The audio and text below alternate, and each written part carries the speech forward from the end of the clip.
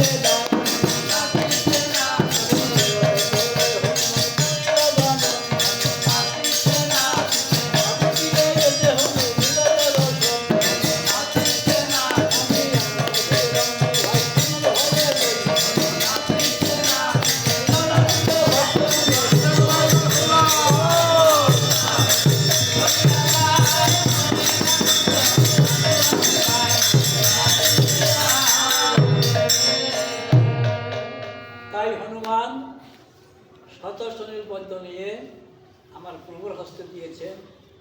রামচন্দ্র কি করলেন, তখন পুলকিত চিত বিধান রচিত বহু মন্ত্র উচ্চারণে এক এক পদ্মসব দিলেন রাঘব মহামায়া দেবীর চরণে, এক এক পদ্মসব দিলেন রাঘব জগতের গোসাই। শেষে অত্র হইল বিয়োগ, একটি পদ্ম মিলে নাই। ভাবিয়ে বিস্ময় চমকিত হৃদয়, হনুমানের কয় ব্রহ্ম সনাতন, এক পদ্ধতায় পাওয়ান হে আরব দিকে আনাবা সাধন। হনুমানকে জগতের গোসাই দেবে দেহা পদ্ম নাই, শোনো হে বনমালী, অনুরাইতে তোমাকে চলিতে ঠাকুর। আমার মনে হয় তোমাকে পরীক্ষা করবার জন্য না করে পদ্ম ধরে। রামচন্দ্র বললেন, তাই যদি হয়, এই জগতের ভক্তগণ আমাকে নির্গমলা করে ডাকে, আমার একটি চোখ উৎকরণ করে দেবে। তাই আমার রামচন্দ্র দুর্বান ধরে উৎকরণ করার জন্য হঠাৎ আমার মহামায়া অচেতন হয়ে বললেন, রঘুনাথ, তোমাকে চোখ উৎকরণ করতে হবে না, তোমার পূজা সন্তুষ্ট হয়েছি, আমি আশীর্বাদ করছি, তোমার মনের বাসনা পূর্ণ হোক। এই বলে মহাদেবী শাস্ত্র ফিরে গেছে। মহাশক্তির বলে বলি হলে রাম লক্ষ্মণ বলে, ভাই চলো ভাই লক্ষ্মণ, এই কথা রামচন্দ্র গিয়ে রাবণকে প্রাণে বিলাস করবো। বিভীষণ বলেন, প্রভু রাবণ বধের আরেকটি কার্য লাগাইছে, কারণ রাবণের মৃত্যুবান রাবণের কাছে আছে। যদি কেউ ছলবলে করে কৌশলে লঙ্কায় গিয়ে সে পানটি রয়েছে রানী মহান্তরী, ওই রানীকে ছলে বলে করে কৌশলে ভুলিয়ে পানটা চুরি করে নিয়ে যেতে পারে, তাহলে রাবণের মৃত্যু বাঁধিয়ে রাবণকে প্রাণ বিনাশ করা যায়। রামচন্দ্র হনুমানের কাছে হনুমান, এখানে কখন তোমার করতে হবে, লঙ্কায় যেতে হবে। হনুমান প্রভুর আদেশ পেয়ে একজন কনক ব্রাহ্মণ ধারণ করে লঙ্কায় প্রবেশ করে রানী মনোদরকে ভয় দেখাইয়ে বলে কৌশলে বানটি ফটিস্তম্ভ ভেদ করে নিয়ে ফটিস্তম্ভ ভেদ করে যখন পান নিয়ে যাত্রা করেছে, তখন ওই রানী মনোদরের সহচরী দেখতে পাচ্ছে, দিদি দেখে না ওই সেই কনক ব্রাহ্মণ ওনাকে স্থলে বলে কলে বসে ভুলিয়ে ভয়কে দেখিয়ে রাবণের মৃত্যু মান নিয়ে চলে যাচ্ছে।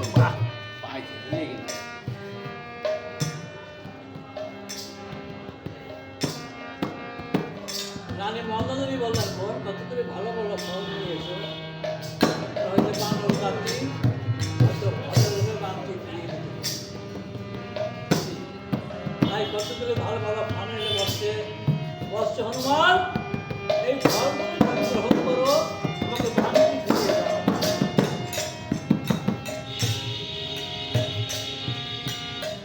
হনুমান বলছে, দুঃখ রানী ওই পনেরো ফল দিয়ে আমাকে বলতে পারবে না, কেননা আমার ইদারকম যে রাম নামে বিশ্ব সর্বদুঃখ পক্ষবর প্রাপ্ত হয়েছি, তোদের মনে ভক্ত উচ্চ, তাই বলছি ওই ফলটাকে দেখেছি। তবে শুনে রাখি, যাহার যেমন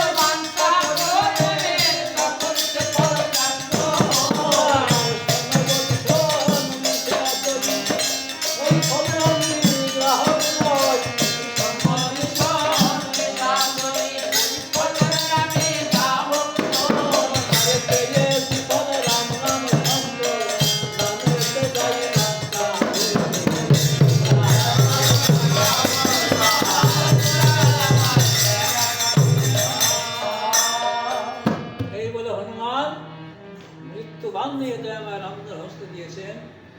মৃত্যুবান হাতে পেয়ে রামচন্দ্র ভাই লক্ষণকে নিয়ে দীর্ঘ বন্ধন করে রাবণ এসেছে। এই রাবণে যুদ্ধে উঠেছে। ওরে রণমাদল বাজারে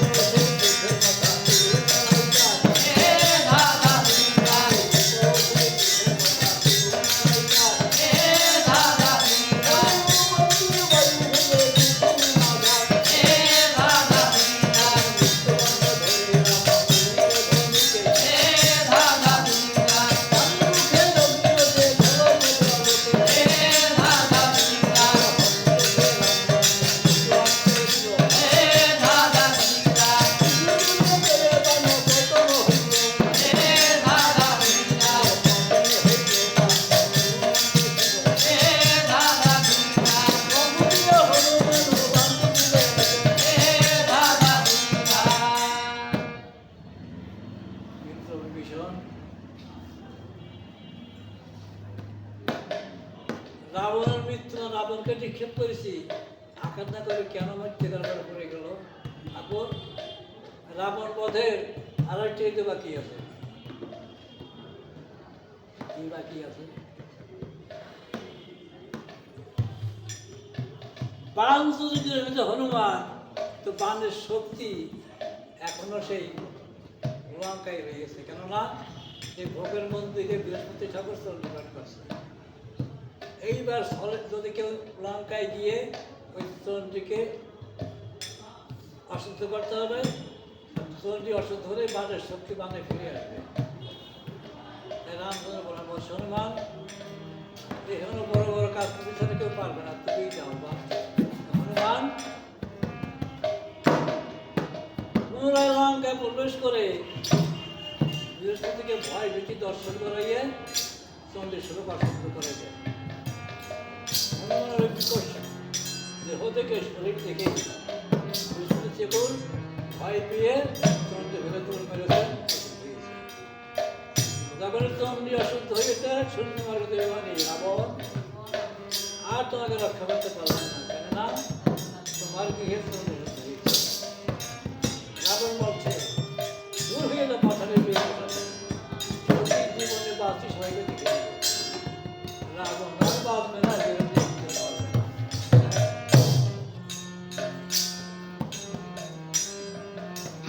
তাই আমরা বলি আপাতত হয়েছে বাণের শক্তি বাণে ফিরে গেছে। মৃত্যুবান ধরে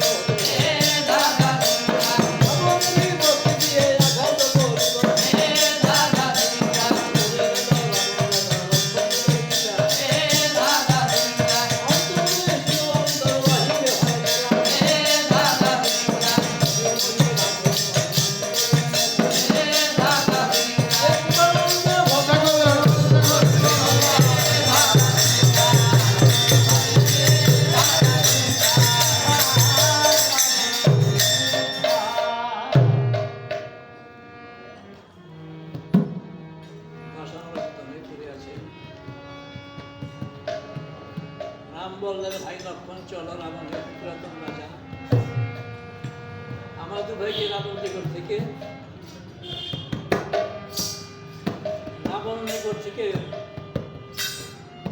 রাজকার্য শিক্ষা করে আছে। তাই রাম লক্ষ্মণ হনুমান রেখে রাবণ বলছে, রাবণ তুমি হয়েছে পুরাতন রাজা, তুমি কৃপা করে আমাদের দু ভাইকে রাজ্য শিক্ষা দাও। সতী ভক্ত হইল, যিনি বিশ্বেশ্বর বিশ্বব্রহ্মাণ্ডের মালিক, যিনি সর্বশেষ সব কিছু জানেন, সৃষ্টিকর্তা, সে তার ভক্তের কাছে রাজ্য শিক্ষা দেবে। হয়তো ভগবান বলেছে, আমি যে আমার ভক্ত বড়, যদি কেউ তার ভক্তের অঙ্গে আঘাত করে আর তার মনে কষ্ট দেয়,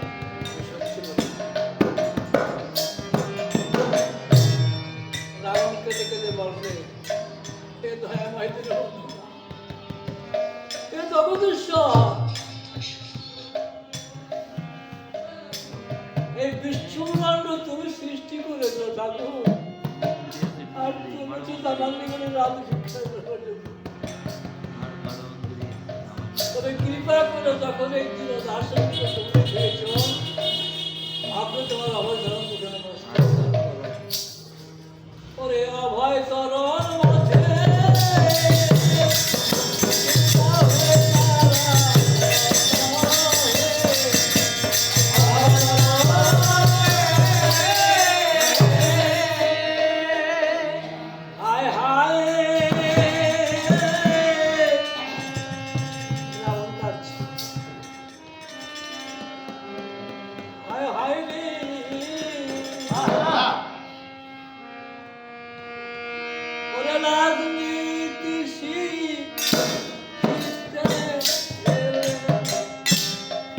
স্বয়ং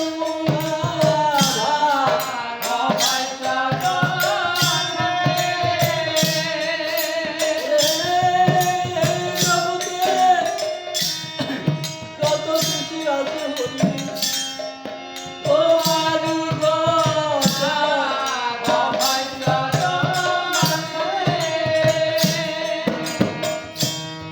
ওরে কাউকে তুমি রাজা করো দয়াল এই বিশ্ব যারা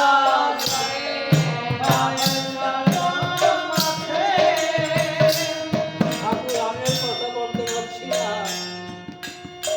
আমার কথা বাদ সত্যি নেই ঠাকুর তোমার অবস্থান তো করে মাথায় রাখো ঠাকুর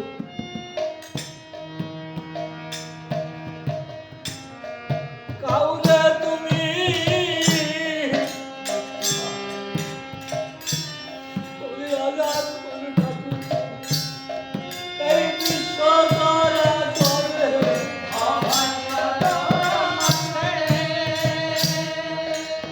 আমার হায় অন্য হায় তো অন্য বলে কেউ পুরো দাঁড়ে দাঁড়িয়ে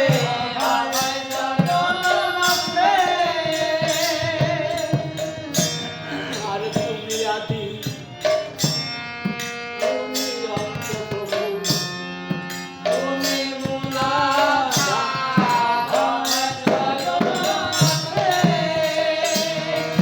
ওরে তোমার তত্ত্ব তুমি দয়াল হরি আজ দয়াতে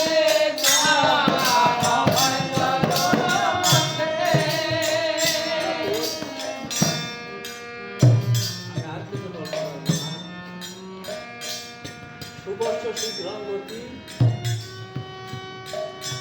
অশুভ সকাল হয় না শুভ কাজ যত তাড়াতাড়ি হয় ততই ভালো আর অশুভ মন যত দেরি হয় ভালো আমি রাবণকে মনে করে চিন্তা করলেন এই জগতের জীবন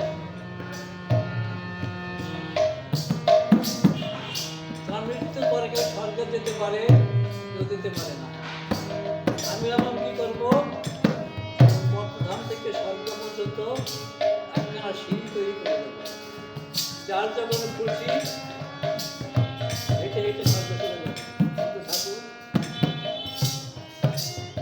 এখানে শুভ কাজ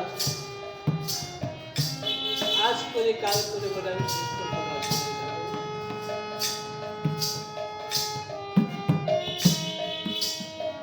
আমি আর কিছু বলতে পারবো না ঠাকুর তোমার অবসরের মুখের বস্তুকে ধারণ করো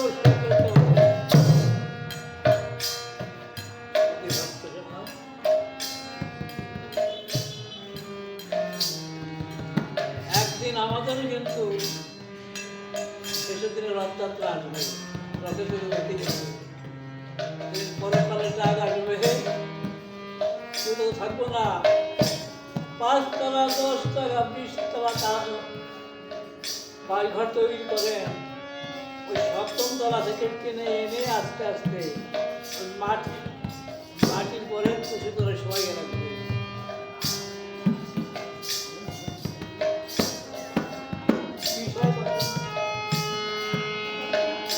বিষয় বসনার মত্ত হয়ে সবাই কিন্তু জগতে সব কিছু ভুলে যায় ঠাকুরের নাম গোবিন্দের নাম কৃষ্ণ নাম রাম নাম বলে আমি যখন যাব তবে তোমাদের ছাড়িয়া